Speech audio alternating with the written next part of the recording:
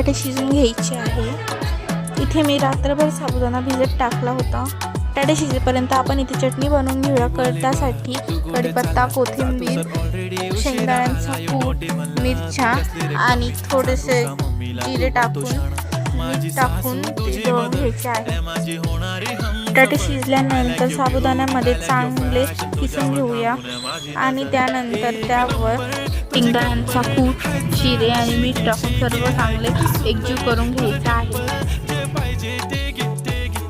इथे आपण तेल गरम करायला ठेवून देऊ आणि हाताला ऑइल लावून साबुदाणा वडी बनवायला सुरू करू। चांगले गरम झाल्यानंतर लो टू मीडियम हीटवर फ्राय करूया।